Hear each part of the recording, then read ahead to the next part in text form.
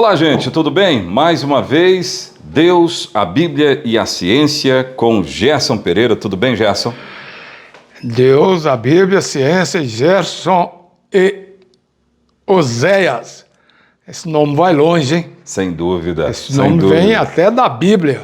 É, profeta menor, mas com uma importância gigante. Profeta menor, porém o maior dos menores. Olha aí, ó, que bacana. Tamo junto, hein? Tamo bem. Ô Gerson, hoje então a gente volta a falar da relação do livro de Daniel com Apocalipse. Que na semana que passou, a gente já falou aqui dessa relação, não tão esmiuçadamente, né? Porque são muitos os detalhes. Eu lembro que você falou disso, né? São muitos os detalhes para serem dados. Então vamos lá? Vamos voltar a abordá-lo então? Vamos sim. Vamos conversar sobre o assunto. Então, para começar, qual é a relação, de fato, entre o livro de Daniel e o Apocalipse? A Bíblia, ela está dividida em tipos de literatura. Por exemplo, história, como é o livro de Samuel, de Reis, Atos dos Apóstolos no Novo Testamento, profecias, e na verdade são 5 subdivisões. O Daniel e Apocalipse são considerados literatura apocalíptica ou literatura escatológica. Então há uma relação entre as duas. É claro, não são exclusivos. Jeremias tem escatologia também, Isaías tem escatologia.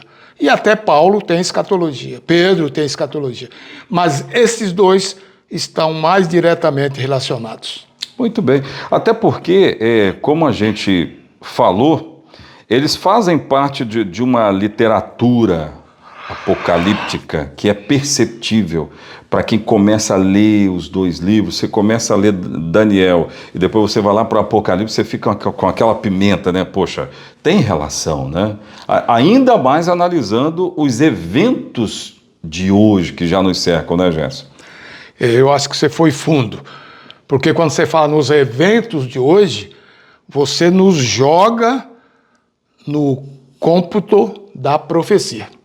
Isso é importante também, né? Essa é a grandeza de estudar a profecia atualmente, porque quase tudo está no passado e nós confirmamos pela história.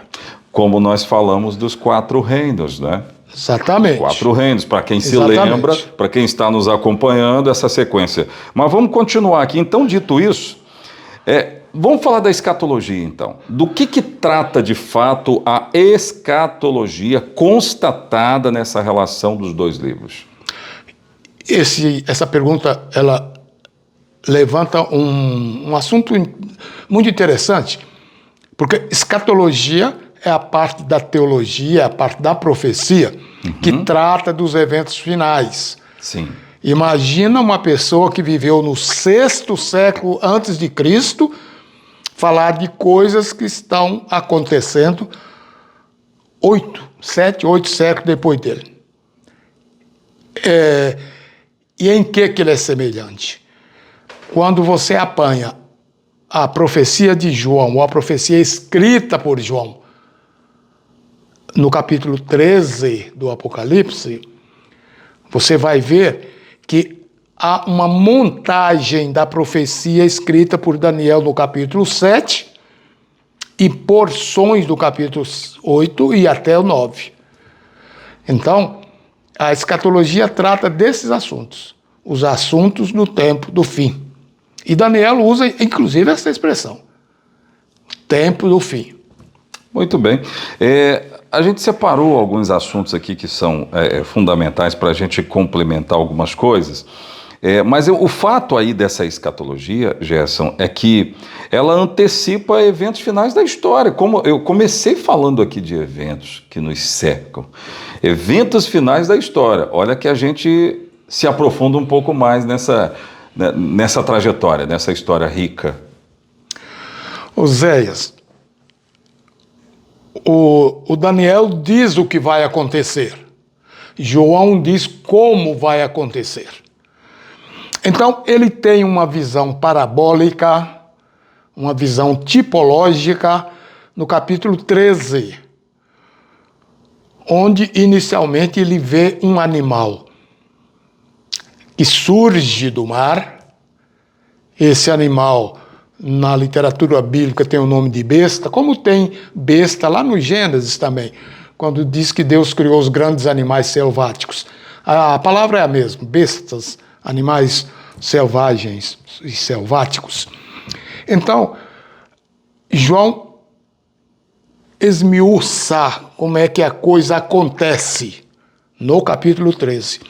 Ele começa a ver um poder simbolizado por uma besta que surge do mar. Na segunda metade do capítulo, isto é, a partir do verso 11 até o verso 18, ele vê uma segunda besta.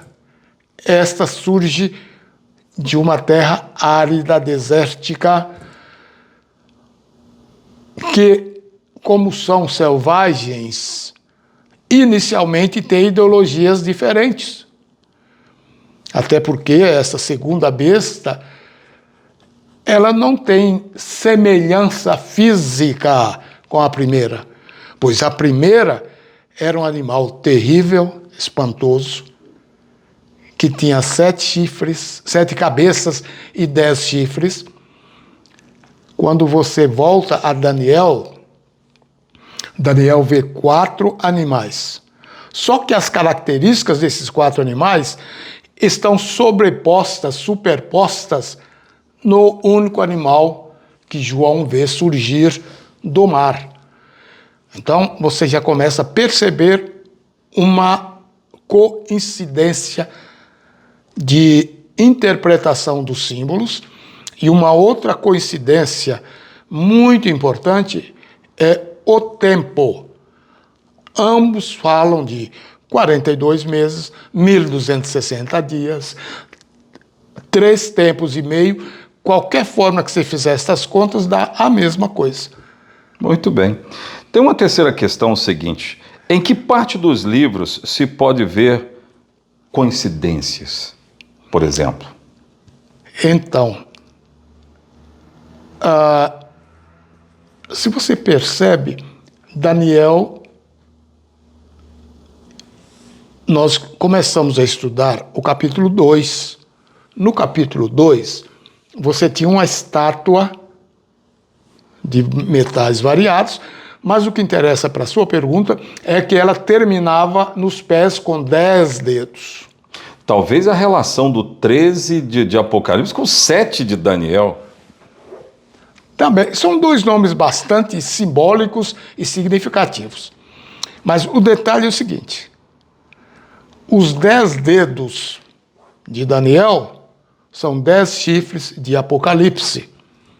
E em Apocalipse fica bem claro que chifre significa poder, reino, domínio. E em Daniel também está claro que os 10 dedos são povos que se dividirão. Ele diz assim, que assim como o ferro e o barro não se unem, esses reinos também não se unem. E você dá uma passadinha na história, os reinos da Europa foram rivais e de uma forma assim mais oculta, eles continuam sendo rivais. Não há concordância. O fato é que essa coincidência que você pergunta está exatamente nos símbolos. 10 dedos representam 10 chifres, porque são 10 reis, 10 poderes. Eu tenho uma outra questão. Então, nós estamos falando de algumas repetições, então. Então, por que repetir? Apocalipse detalha e diz como, numa outra didática, então, seria isso. Para começo de conversa, Oséias, a repetição é uma lei do aprendizado. Você aprende, repete, aprende mais. Repete e aprende mais. Muito bem. A outra coisa é uma questão de atualizar. Porque os cristãos que surgiram no primeiro século podiam não ter acesso a essas informações. Não havia sistemas de dados como nós temos hoje, bancos de dados. Isso podia não ser utilizado. Eu que estou levantando essa hipótese, o texto não diz isso. Mas o fato é que João, já no início do cristianismo, João viveu no primeiro século do cristianismo, o Apocalipse deve ter sido escrito por volta do ano 95, isso tudo é atualizado, e atualizado numa linguagem contemporânea. Uma linguagem de países, de nações, de poderes que continuam até nós. Você não tem mais Medo-Pérsia, você não tem mais o Império Greco-Macedônico, muito menos Babilônia, mas os outros você tem. O Império Romano, com suas particularidades proféticas, está aí diante de você só para você estudar. Você está fazendo muito questionamento desse capítulo 13, eu acho que é o caso de nós passarmos a estudá-lo a partir de um estudo sistematizado no Apocalipse, que ele vai abrindo como um leque até que você chega a um ponto, tem que ter esse capítulo 13 mesmo. Tem que dar uma passada por ele. Tem que dar uma passada por ele, porque, na verdade, quando você observa com atenção, o capítulo 13, ele mostra o clímax do que o mal é capaz de fazer. O mal é capaz de violentar consciências, de impor ideologias ilegítimas em troca de um capricho institucional. Então, para você que ficou curioso com o capítulo 13, capítulo 7 de Daniel, vá lá na sua Bíblia e dá uma olhada. A repetição, ela é benéfica, como o Gerson acabou de colocar, e isso é muito importante. A gente vai continuar a nossa trajetória aqui. Nós temos vários assuntos ainda para serem abordados, né, Gerson? Já que entramos no Apocalipse, não vamos atropelar as coisas, não. Vamos começar lá no início. A palavra Apocalipse é uma palavra grega que significa revelação. Então é hora da gente saber o que há por ser revelado. Então, tá combinado. Obrigado mais uma vez.